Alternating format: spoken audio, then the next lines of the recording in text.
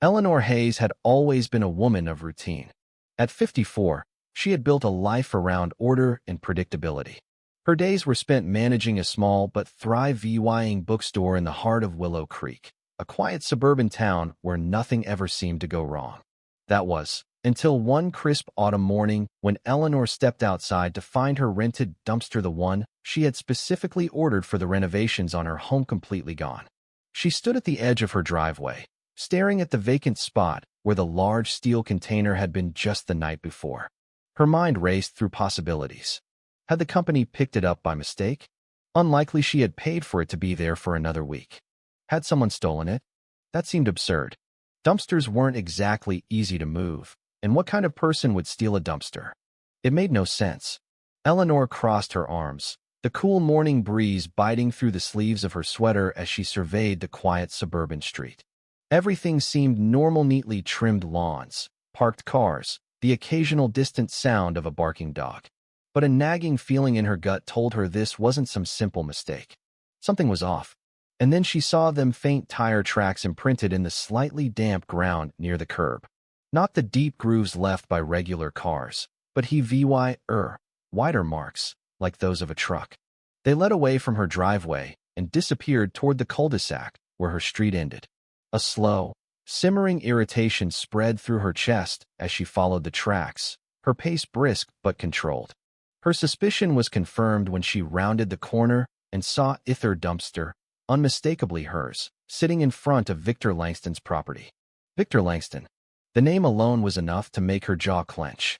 He was one of those neighbors always involved in everyone's business, always complaining about minor infractions, always conveniently getting away with things that would have landed anyone else in trouble.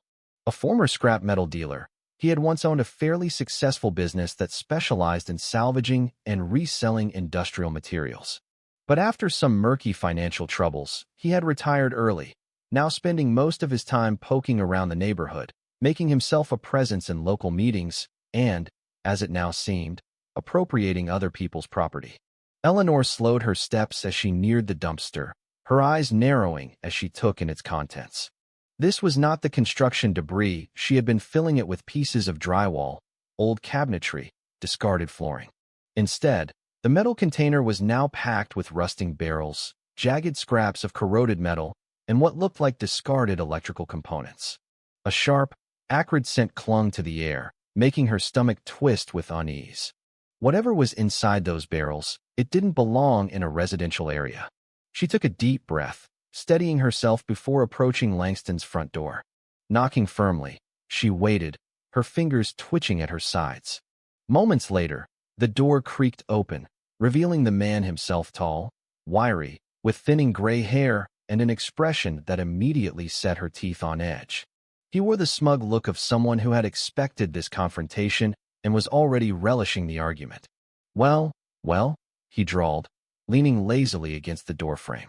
What brings you to my doorstep this fine morning, Hayes? Eleanor ignored the bait and gestured toward the dumpster. That's mine. It was on my property. Care to explain why it's now sitting in front of your house, filled with God knows what? Langston smirked, unfazed. Didn't think you'd mind. It was just sitting there, empty, taking up space. Seemed like a waste. Eleanor's nails dug into her palms. It wasn't empty. I was using it for my renovation waste. And even if it was, that doesn't give you the right to take it. He gave a careless shrug. Community spirit, Hayes. We all pitch in where we can. His eyes glinted with amusement, as if he found the entire situation entertaining. Figured I'd put it to good use. You wouldn't want to see all that junk piled up in my yard, would you? Eleanor exhaled slowly, resisting the urge to launch into a tirade. Arguing with Langston was like trying to reason with a brick wall, except the brick wall had an infuriating habit of talking back. Instead, she turned her focus to the more pressing issue. What exactly is in those barrels? Langston's smirk faltered just slightly before he quickly masked it. Just some old scrap. Harmless. She didn't believe him for a second. The smell alone told her otherwise, not to mention the way he avoided eye contact for a split second too long. Move it back to my property. Now, she said, her voice low and firm. Langston chuckled, shaking his head. Now, Hayes. No need to get all worked up. Besides, I already called the company for pickup. They'll be here soon. What's the difference where it sits? Eleanor's heart pounded in frustration. If the company picked it up like this, with hazardous materials inside, she would be the one held responsible. It was rented under her name. Any violations, fines, or legal issues would land on her shoulders, not his. And she had no doubt that was exactly what Langston was counting on. She took a slow step closer, keeping her voice controlled. Listen to me carefully, Langston. That dumpster is legally mine. If you don't move it back, I'll report this. His smile widened. Report it to who? The company? They don't care who fills it, as long as they get their payment. The city? Good luck with that, sweetheart. You think they'll prioritize a neighborly dispute over some trash? Eleanor clenched her jaw. He was testing her, seeing how much he could get away with before she backed down. But he had made a miscalculation. She wasn't someone who backed down. She took out her phone and snapped a photo of the dumpster, making sure to get both its new location and the contents inside. Then, without another word, she turned on her heel and walked away, ignoring the sound of Langston's amused chuckle behind her. This wasn't over. Not by a long shot. Chapter 2. The investigation begins. Eleanor walked back to her house with her heart pounding in frustration, her fingers gripping her phone so tightly her knuckles turned white. She had dealt with difficult people before, contractors who tried to cut corners, suppliers who overpromised and underdelivered, but this was different. Victor Langston wasn't just an annoyance. He was a deliberate, calculated problem. And now, he had put her in a situation that could have serious legal and financial consequences. She knew exactly how waste disposal companies operated. If they arrived and found hazardous materials inside the dumpster, they wouldn't just refuse to take it, they would report it. And since the rental was in her name, it would be Eleanor answering for whatever illegal waste was inside those rusting barrels. She could be fined thousands of dollars, possibly even investigated for environmental violations, depending on what exactly Langston had dumped in there. He knew that, of course. That was why he had done it. He had no intention of taking responsibility for whatever was in those barrels. She could already imagine his response if authorities questioned him. Oh, well, I thought it was hers. It was on her property. She needed to act fast. First, she called the dumpster rental company, keeping her voice steady as she spoke to the bored-sounding customer care VYC representative. Hi, I rented a dumpster from you, but there's been a problem. Someone moved it without my permission and filled it with waste that I didn't put there. The representative barely reacted. That's unfortunate, ma'am, but we can't be responsible for how dumpsters are used once they're delivered. If you're calling to request an early pickup, I can schedule that for you. Eleanor gritted her teeth. I'm not asking for an early pickup. I need to know what happens if there's unauthorized waste inside when your drivers come to collect it. There was a pause. Depends on what's inside. If it's standard construction debris, there's no issue. If it's hazardous materials, we have to report it to local environmental authorities. You'd receive a notice and possibly a fine, depending on the severity of the violation. Eleanor's stomach twisted. That was exactly what she had feared. The representative exhaled impatiently. Ma'am, the dumpster is in your name. That means you're responsible for it. Eleanor clenched her jaw, feeling a wave of helpless anger crash over her. Understood, she said sharply before hanging up. She took a deep breath, staring at the screen of her phone as her mind raced through the next steps. She wasn't going to let Langston get away with this. Walking back outside, she circled the perimeter of his property, keeping a safe distance from his windows. She didn't trust him not to be watching. The dumpster was still there, unchanged, the barrels stacked haphazardly inside. From this angle, she could see something she hadn't noticed before. Some of the barrels had faded markings on the sides. The lettering was barely legible, but it looked official, like it belonged to an industrial facility. If she could just get a closer look, maybe take better photos, she might be able to figure out where they had come from. But approaching the dumpster in broad daylight while Langston was still inside was too risky. She needed to wait. As the sun began to set, she stayed inside, keeping watch from her front window. The streetlights flickered on, casting an orange glow across the pavement. Most of the houses on the street had already gone dark for the night. This was an older neighborhood, full of retirees who went to bed early. She doubted anyone else was paying attention to what was happening in Langston's yard. At around 11 p.m., she finally made her move. Dressed in dark clothes, She slipped out of her house and crossed the street, keeping close to the tree line. Her pulse pounded in her ears as she approached the dumpster, her phone's camera ready. The acrid smell of the barrels was stronger now, making her throat burn. She reached out, wiping some of the grime from one of the markings with the sleeve of her sweatshirt, squinting as she tried to read it. It was an address. The lettering was faded, but she could still make it out. Sierra Industrial Processing, Baytown, Texas. She had never heard of the company, but that didn't matter. The important part was that these barrels had not come from someone's home renovation. They had come from a business one that, from the looks of it, had been more than happy to dump their waste somewhere off the books. She snapped several photos, making sure to capture the markings on the barrels, the overall state of the dumpster, and the location in front of Langston's house. As she did, she caught movement in her peripheral vision. The curtain in one of Langston's front windows had shifted.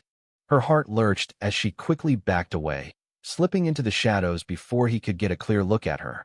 She didn't know for sure if he had seen her, but she wasn't going to take any chances.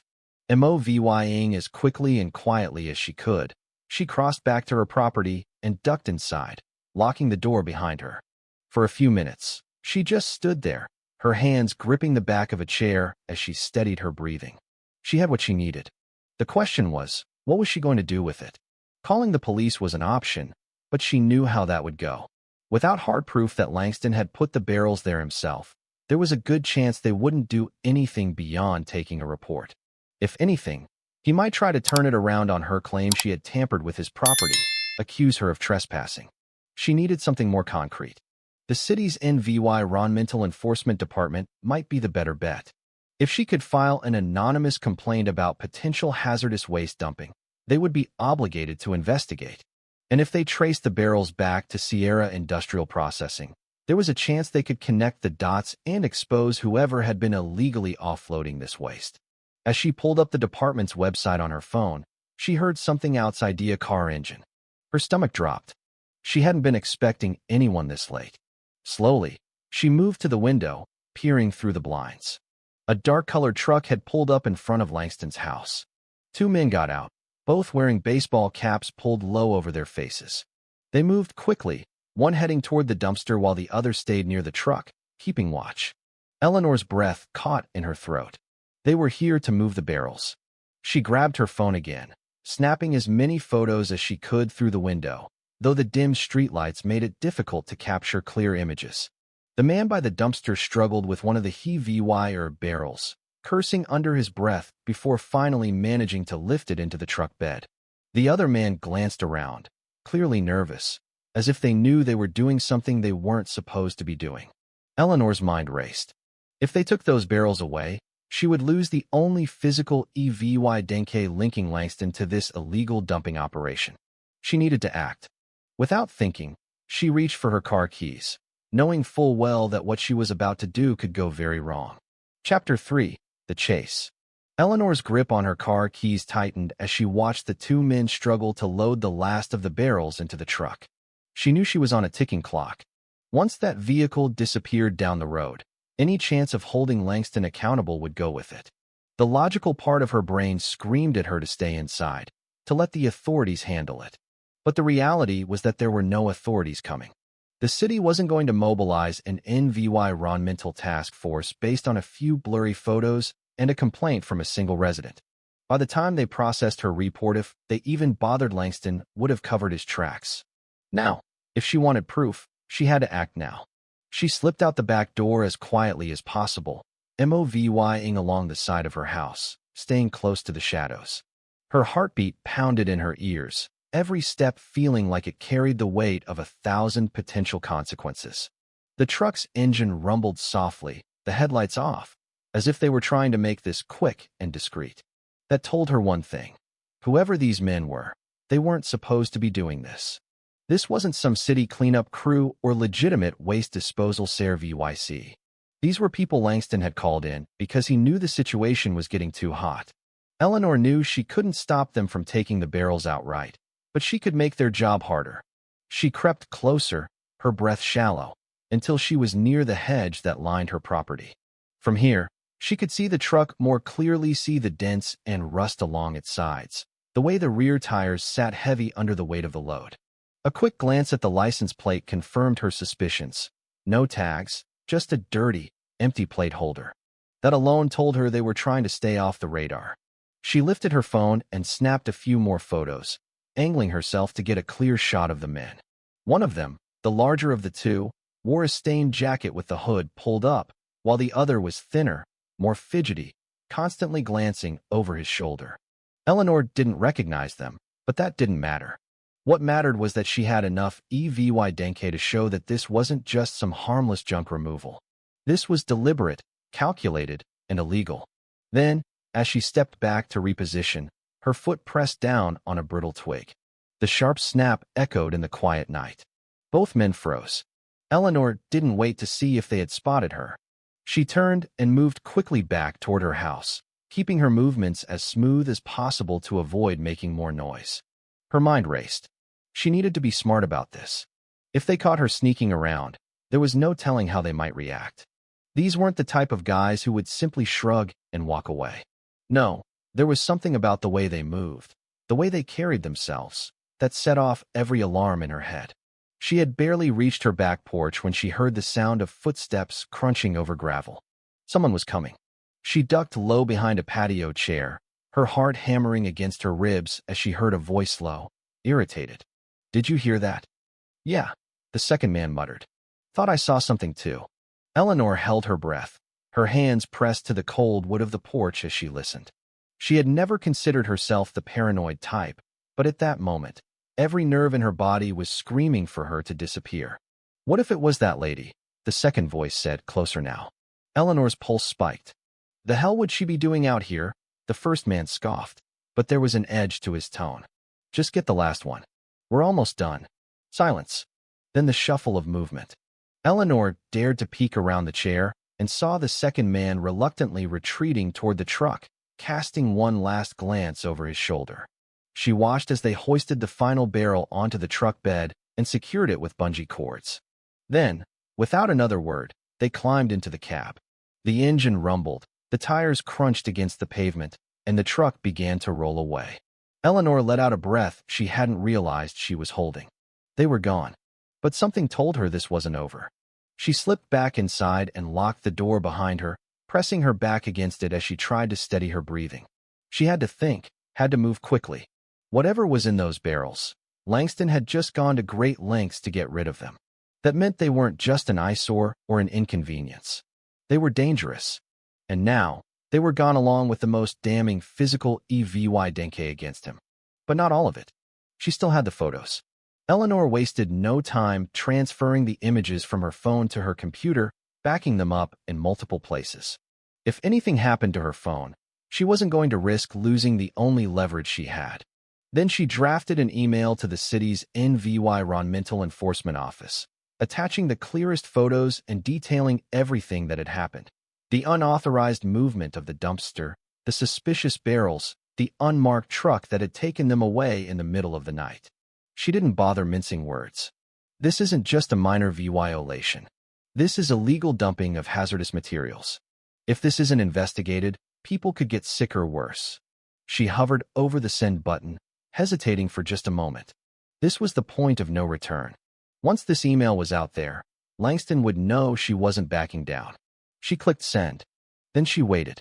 Chapter 4, The Threat. The reply came faster than she expected. Less than an hour later, her phone buzzed with an email notification. She opened it, her eyes scanning the text. "Thank you for your report. This matter has been flagged for re-VYEW. Please be available for further contact if needed." It wasn't the immediate action she had hoped for, but it was something to start. And then, just as she allowed herself a brief moment of relief, there was a knock at her door, a single, deliberate knock. Eleanor's stomach twisted as she slowly made her way to the window, peering through the blinds. Langston stood on her front porch, his hands stuffed into the pockets of his jacket, his posture relaxed. But there was something in the way he stood, in the slight tilt of his head, that set every instinct in Eleanor's body on edge. He wasn't here for a friendly chat. She hesitated, weighing her options. Ignoring him might make things worse. Confronting him could be even riskier. The knock came again, firmer this time. Finally, She took a deep breath and opened the door just enough to meet his gaze. "Eleanor," he said, his voice casual, almost pleasant. "Didn't think I'd see you up this late." She folded her arms, keeping her expression neutral. "What do you want, Langston?" He smiled, but it didn't reach his eyes. "Just thought I'd check in. Make sure we don't have any misunderstandings." Eleanor held his gaze. "I don't think there's any misunderstanding. You took my dumpster. You filled it with illegal waste. And now, suddenly, it's gone." Langston chuckled softly, shaking his head. Now? That sounds like a lot of accusations without proof." Eleanor didn't blink. "I have proof." His smile faltered for just a fraction of a second, but it was enough. Then his expression hardened, and his voice dropped. "You really want to go down this road, Hayes?" Eleanor's pulse quickened, but she didn't let it show. Langston leaned in slightly. "Be careful what kind of trouble you stir up." Then, without another word, he turned and walked away, leaving Eleanor standing in the doorway, her mind racing with the unspoken threat he had just delivered. Chapter 5. The Final Confrontation. Eleanor stood in the doorway long after Langston had disappeared into the darkness, her pulse still hammering in her ears. The veiled threat he had left hanging in the air wasn't something she could ignore. Nor was the fact that he had come to her house in the middle of the night, just hours after those men had hauled away the barrels. He wasn't trying to smooth things over. He was trying to warn her off. She shut the door and locked it, moving through the dimly lit house in silence. Her thoughts tangled between fear and rage. Part of her wanted to believe she had the upper hand. She had the photos, the documentation, the email confirmation from the Environmental Enforcement Office. But another part of her knew better. This wasn't just a game of gathering evidence and waiting for justice to take its course. Langston had resources, and he had connections. If he was scared, it wasn't because he thought he'd be caught. It was because she was a problem that needed to be handled. She spent the rest of the night alternating between restless pacing and refreshing her inbox, waiting for something more than a generic response from the authorities. But nothing came. When the sun finally crept over the horizon, painting the sky in muted shades of gray, Eleanor forced herself to move. Sitting still wasn't an option. She needed more information, needed to push forward before Langston had a chance to erase any remaining evidence of what he had been up to. She knew the barrels had been marked with the name of an industrial facility, Sierra Industrial Processing, Baytown, Texas. That was something solid, something she could track. She pulled up the company's name online and found a barebones website listing their SARE hazardous waste disposal, industrial cleanup, environmental compliance. The irony almost made her laugh. A company specializing in legal waste disposal, and yet their barrels had ended up in her stolen dumpster. She dug deeper, pulling up any record she could find. It didn't take long before she stumbled onto something interesting. An article from a small local news site about a previous violation. Sierra Industrial Processing had been fined 5 years ago for improper waste disposal after an anonymous tip led to an inspection that uncovered unaccounted-for barrels of industrial solvents. The fine had been substantial, but the company had stayed in business. That meant either they had cleaned up their act or they had simply learned to be more discreet. And now, their waste had turned up in a suburban neighborhood. The connection was there. She just needed to make someone care. Eleanor dialed the number listed on the Environmental Enforcement website, pressing the phone to her ear as she listened to the line ring. A robotic voice answered first, listing various department extensions. She navigated through the options until she was put on hold, tinny music playing through the speaker as she paced back and forth. After what felt like an eternity, a tired-sounding man picked up. Environmental violations DVY Shaun. This is Simmons. Eleanor wasted no time. Hi, my name is Eleanor Hayes, and I filed a report last night about an illegal dumping situation in my neighborhood. I need to know if anyone has looked into it yet. A pause. Papers shuffled in the background. What was the address? She gave it to him. More shuffling.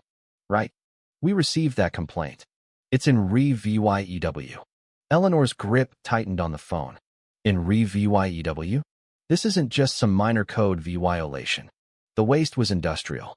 I have photos. The barrels were marked with the name of a processing facility in Baytown. Simmons sighed. Ma'am, I understand your concern, but we handle dozens of reports a week. We can't just drop everything and jump on one case. Eleanor swallowed her frustration.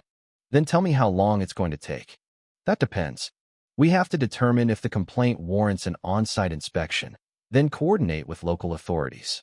There's no time for that, she cut in. The barrels are already gone. If you don't act fast, you'll have nothing left to investigate. Another pause. Simmons exhaled slowly. Look, I can escalate this and flag it as a priority, but I can't make promises. Eleanor's jaw clenched. Fine. Just do it. She hung up, her frustration boiling just beneath the surface. Waiting wasn't an option. She needed leverage. Her next call was to a lawyer and old friend, Stephanie Waller, who specialized in environmental litigation. Eleanor hadn't spoken to her in years, but this wasn't the time for hesitation. She dialed the number, half expecting it to go to voicemail, but to her relief, Stephanie answered. Eleanor? Wow, long time. What's going on? Eleanor didn't waste time with pleasantries. I need advice. Someone dumped hazardous waste into my rented dumpster, and I have reason to believe it's connected to a company with a history of violations. I filed the complaint, but it's going nowhere. What can I do? Stephanie was silent for a moment, then said, Do you have proof? Yes. Photos, documentation, witnesses. That's good. But here's the thing. Environmental cases take time. Even with solid evidence, enforcement agencies are slow. If this company is as shady as you say, they'll have ways to stall any investigation. Eleanor exhaled sharply. So what? I just sit back and watch them get away with it. No. You apply pressure where it hurts. Companies like that hate bad publicity. You need to make enough noise that they can't ignore it. Eleanor hesitated. I don't have the kind of reach to pull that off. You don't have to. You just need to get the right people interested. I'll make a few calls, see if anyone in my network wants to dig into this. In the meantime, keep documenting everything. And, Eleanor, careful. If these guys are involved in illegal dumping, they won't like someone poking around. Eleanor hung up, feeling a little less alone, but no less uneasy. She had stirred something up, and she wasn't sure she was ready for the fallout. Later that evening, as she sat at her desk reviewing the photos once more, her phone buzzed with an incoming text. The number was unfamiliar. The message was short. You should drop this before it gets messy. Eleanor stared at the screen, a cold weight settling in her stomach. It was one thing to suspect Langston had been behind the dumping. It was another to realize that someone she didn't even know was watching her. She took a deep breath and deleted the message. Then she forwarded the photos to every contact she had who might be able to help. If they wanted her to stop, she was going to do the opposite. Chapter 6. The Endgame. Eleanor had never been the kind of person to back down from a fight, but she also wasn't reckless. She knew when to push and when to step back, when to gather more information before making a move. But now, as she stared at the anonymous message on her phone, she felt the walls closing in. Someone was watching. Someone knew she was looking too closely, and they wanted her to stop. That meant she was on the right track. She refused to let fear dictate her actions. Instead, she forwarded the message to Stephanie, along with the photos and everything she had gathered so far. If something happened to her, someone else needed to know the full story. Then she did something she never thought she'd have to do. She called the police. She had been hesitant before, knowing how these things usually went. Without immediate, tangible proof of wrongdoing, reports got buried under stacks of paperwork. But an anonymous threat was different. It might not be enough to launch an investigation, but it would at least put something on record. The dispatcher listened patiently as Eleanor explained the situation, her voice calm but firm. When she was done, there was a pause on the other end before the woman spoke. Ma'am, have there been any direct confrontations? Has anyone physically threatened you? Eleanor exhaled sharply. Not yet. But the message was clear. Someone wants me to back off. We can send a patrol car to drive by your residence tonight. If anything else happens, call us immediately. Eleanor wasn't satisfied with that answer, but she thanked the woman and hung up. A drive-by wasn't going to solve anything. Langston and whoever was backing him wouldn't be stupid enough to make a move while the cops were circling the neighborhood. No, she needed to find a way to hit them where it hurt. Her thoughts returned to Sierra Industrial Processing. That company was the common link between all of this. If she could find a way to tie them directly to Langston, the city would have no choice but to take action. She spent the next several hours digging through public records, looking for any mention of the company and local government filings. It was tedious work, but finally, she found something that made her pulse quicken: a permit application. Sierra Industrial Processing had filed for a waste disposal permit renewal 2 months ago. Attached to the application was a list of their subcontractors' companies they worked with for transport and temporary storage of hazardous materials. And there, buried in the fine print, was a name she recognized: Langston Salvage Va Transport. Eleanor's breath caught in her throat. Langston's old business wasn't just a front for scrap metal. It had been licensed at least at one point to handle industrial waste. Even though the business had been inactive for years, its name was still listed on the paperwork. That meant one of two things. Either Sierra Industrial Processing had never updated their records, or Langston was still operating under the radar, using old credentials to move waste illegally. This was the break she needed. She took screenshots of everything, compiling them into a single document. Then she sent another email, this time to Simmons at the NVY Ronmental Violations DVY Shown. I found a direct connection between Victor Langston and Sierra Industrial Processing. He's listed as a subcontractor on their latest permit renewal. If he's still MOVYing waste for them, it's happening illegally.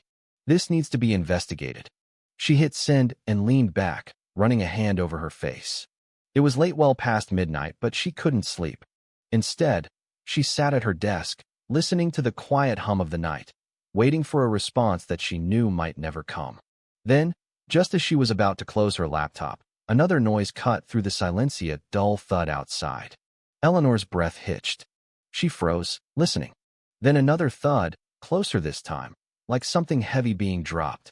She moved carefully to the window, peering through the blinds. At first, she didn't see anything. The street was empty, quiet. But then her gaze drifted toward her front yard, and her stomach twisted. A dark shape sat on her driveway, just past the sidewalk. A box? Not a box. A barrel. Her blood ran cold. She didn't move, didn't breathe. Someone had left it there, not on Langston's property, not in an alleyway. In her driveway. It was a message. She grabbed her phone and dialed 911, keeping her voice low as she described what she was seeing. The dispatcher's tone shifted immediately when she mentioned the hazardous waste. "Stay inside, ma'am. Do not approach it. Officers are on their way." Eleanor backed away from the window, her hands shaking. She had known things would escalate, but she hadn't expected this. Whoever had left that barrel wasn't just trying to scare her. They were setting her up. If the police arrived and found it on her property, what was stopping Langston from claiming it had been hers all along? Minutes stretched into eternity as she waited for the patrol car. When it finally arrived, 2 officers stepped out, their flashlights sweeping over the driveway. One of them approached the barrel cautiously, inspecting it before turning back toward the house. Eleanor stepped outside, careful to keep her hands visible. The officer, a middle-aged man with tired eyes, nodded toward the barrel. "You said this was dumped here?" Eleanor nodded. "I didn't see who did it. I just heard something and found it sitting there." His partner was already radioing in a request for a hazardous materials team. The older officer studied Eleanor carefully. "Do you have any idea why someone would leave this here?" She hesitated for only a second before answering. "Yes. I've been looking into illegal dumping in the area. I filed a complaint with the city, and I think this is retaliation."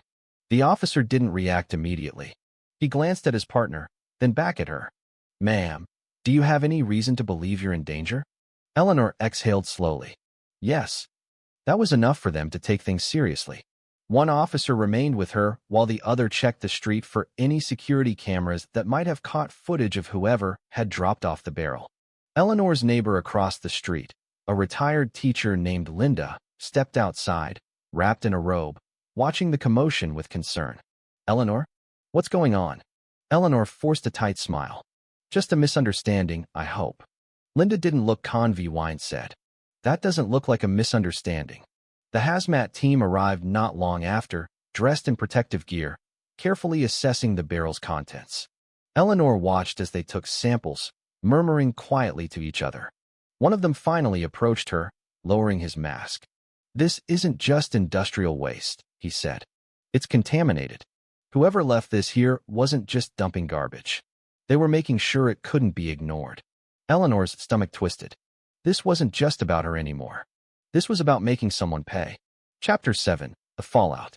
Eleanor stood on her front porch, her breath slow and measured as the hazmat team worked under the glow of flashing lights. The sight of them suited up, methodical, treating the barrel like an active crime scene should have reassured her, but it didn't. If anything, it only confirmed what she already knew. She was in deep, and there was no turning back. The police were speaking in hushed tones, their radio chatter punctuated by the occasional glance in her direction. They knew this wasn't random. They knew someone had placed that barrel in her driveway for a reason. And so did she. The officer she had spoken to earlier returned, his expression unreadable. "Miss Hayes, we're going to need you to come down to the station and file a formal statement." Eleanor swallowed the frustration rising in her throat. "You realize what's happening here, don't you?" she said, keeping her voice steady. This was a setup. The officer nodded. "And we're treating it as such. But right now, we need to document everything properly. We'll also be reviewing any available security footage from the area." Eleanor had no choice but to comply. She locked her house, climbed into her car, and followed the police cruiser through the quiet streets, her mind racing the entire way. She knew Langston was watching, waiting for her to make a mistake, to slip up just enough for him to turn the tables. But she wasn't going to give him that satisfaction. At the station, she recounted everything. How the dumpster had been stolen, how she had found the barrels, how she had reported the illegal waste, how she had been threatened. The officer took notes, nodding occasionally, but it was clear that they weren't ready to take decisive action yet. Without direct proof linking Langston to the barrel in her driveway, they couldn't arrest him. And that much was obvious. But the fact that the hazmat team had confirmed the contents were contaminated changed things. This was no longer just a neighborhood dispute. This was an environmental crime. When she was finally allowed to leave, the weight of exhaustion settled into her bones. But she wasn't done. She wasn't going to let the police drag their feet while Langston and whoever backed him cleaned up their mess. She needed to force their hand. Instead of going home, she drove past Langston's house, slowing just enough to take in the eerie stillness. His truck was in the driveway, lights off, curtains drawn. He wasn't out celebrating his VY. He was waiting to see if his message had been received. Eleanor didn't give him the satisfaction of stopping. She kept driving, heading toward the one place she knew she could find something he hadn't had time to cover up, the industrial lot. She had looked it up earlier, an old, fenced-off section of land that had once been used as a temporary holding site for waste before transport. If Sierra Industrial Processing was still dumping illegally, it wouldn't be at their main facility. It would be somewhere less viable, somewhere off the books. She parked a block away and approached on foot, the night pressing in around her. The lot was surrounded by a chain-link fence, rusted at the edges, the padlock on the gate old but intact. But the real entry point wasn't the front. It was the gap at the back, where the fence had been cut and hastily wired back together. Someone had been using this place recently. Eleanor slipped through the opening, her heart hammering as she moved between the rows of discarded equipment and rusting containers. The air was thick with the scent of oil and decay, the ground uneven beneath her feet. She moved carefully, scanning the area for anything that might tie Langston or Sierra Industrial Processing to this site. Then she saw them. More barrels, stacked in uneven rows, some half buried in the dirt, others corroded to the point where their contents had begun to seep out. And just beyond them, the skeletal remains of an old warehouse, its metal walls streaked with grime. Eleanor pulled out her phone and snapped as many pictures as she could, documenting every detail. If she could get this into the right hands, her lawyer, the environmental authorities, even the media, Langston wouldn't be able to weasel his way out of this one. There was a noisy, shuffling sound, too deliberate to be the wind. Eleanor froze, her pulse spiking. She turned slowly, her breath catching in her throat. A figure stood near the barrels, watching her. The dim light barely revealed his features, but she knew. She knew before he even stepped forward, before his voice cut through the stillness like a blade. "Should have minded your own business, Hayes." Langston. Her body went rigid, every instinct screaming at her to move, but she forced herself to stay calm. Running wouldn't help, not here, not when she was already trapped inside the lot. "I could say the same to you," she said evenly. gripping her phone tighter. What's the plan, Langston? Scare me off? Or are we past that now? He took another step closer, his expression unreadable in the darkness. You think you're smart, digging around like this. But you don't know who you're messing with. Eleanor tilted her head. No, but I think I'm about to find out. A muscle in his jaw twitched. You don't get it, do you? This isn't just about me. You think I'm the only one who benefits from keeping things quiet? You think the people up top are going to let some nosy woman ruin years of business? Eleanor's stomach twisted. He wasn't bluffing. This went deeper than just him. Sierra Industrial Processing, the waste disposal contracts, the subcontractors, it was all connected. And she had just walked straight into the middle of it. She took a slow step back, keeping her gaze locked on him. Here's the thing, Langston. You can threaten me all you want, but it's too late. The police already know. The NVY Ronmental DVY Shaun knows. Hell, my lawyer probably knows more about your business than you do at this point. Langston's eyes narrowed. You don't have proof. Eleanor lifted her phone, the screen still glowing with the last photo she had taken. I do now. His face darkened, but before he could react, the sound of approaching sirens split the night. Eleanor had sent a message before she entered the Lotus simple but effective insurance policy. Her location, a short text. If I don't respond in 10 minutes, call the cops. She had learned a long time ago that when you corner a dangerous man, you don't give him time to strike first. Langston's head snapped toward the entrance as the flashing red and blue lights grew closer, his breath coming faster. For the first time, she saw something in his expression she hadn't expected, fear. Not of her, not of what she had found, but of whoever was really pulling the strings. Eleanor took another step back. This is over, Langston. But as the police cars skidded to a stop, doors flying open, he turned and ran not toward the barrels, not toward the warehouse, but into the darkness beyond, disappearing into the night. Chapter 8. The Aftermath. Eleanor watched as Langston vanished into the night, his silhouette swallowed by the darkness beyond the lot.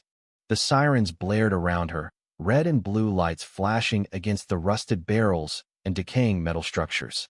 Officers moved swiftly through the scene, weapons drawn, shouting commands that were met with nothing but silence. He was gone for now, but she knew, and they knew, that he wouldn't stay gone for long. One of the officers approached her, his expression serious but calm.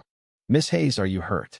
Eleanor shook her head, still gripping her phone so tightly her fingers ached. No, but you need to find him. He's not just some guy dumping trash where he shouldn't. This is bigger. The officer nodded, already speaking into his radio, coordinating a search. Others were moving through the site, assessing the extent of the illegal dumping operation. The hazmat team arrived soon after, immediately setting up floodlights and beginning their work, carefully cataloging each barrel, each rusting container, leaking God knows what into the ground. Even from a distance, Eleanor could see their concern. The waste here wasn't just illegal. It was dangerous. She turned toward another officer, the one who had taken her statement back at the station. Do you believe me now? He exhaled, rubbing the back of his neck. I think we believed you before. We just didn't expect it to be this bad. Eleanor wasn't in the mood for half apologies. So what now? He gestured toward the NVY Ronmental enforcement agents REVYing on the scene. Now this becomes their problem. This site will be fully investigated. And with the photos you pro-VY dead, as well as what we find here tonight, there's going to be a full-scale legal response. He met her gaze. Langston's in deep. Even if we don't catch him tonight, he's got nowhere to run. This isn't just some misdemeanor dumping charge. This is federal. Eleanor nodded, a part of her wanting to feel relief, but she knew better than to celebrate too soon. The rest of the night passed in a blur of statements, documentation, and waiting.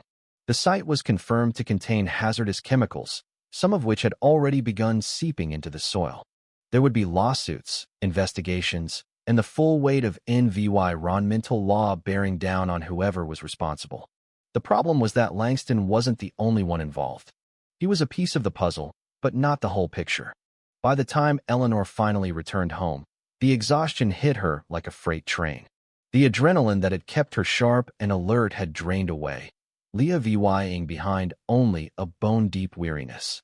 She locked the doors, double-checked the windows, and sat on her couch, staring at the blank wall, processing everything that had happened over the past few days.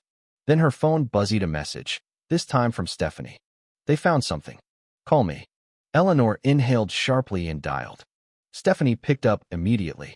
They traced the permits, she said, skipping pleasantries. Langston wasn't just operating under expired paperwork. Someone inside Sierra Industrial Processing was funneling waste to him off the books. Eleanor sat forward, every muscle in her body tensing. Who? Stephanie sighed. The company's regional director, a guy named Martin Lowe. Turns out, he's been paying subcontractors under the table to move industrial waste without going through the proper disposal channels. It saves the company money, keeps the official records clean, and lets them undercut competitors who are actually following regulations. Eleanor closed her eyes, shaking her head. So it wasn't just Langston acting alone. No, he was a middleman probably getting paid a fraction of what Lowe was skimming off the top. And now that this is blowing up, the company is panicking. They're cutting ties, denying involvement, and throwing everyone else under the bus. Eleanor opened her laptop, pulling up the company's website, scanning through the leadership profiles. So what happens now? Stephanie hesitated. Lowe is going to be investigated.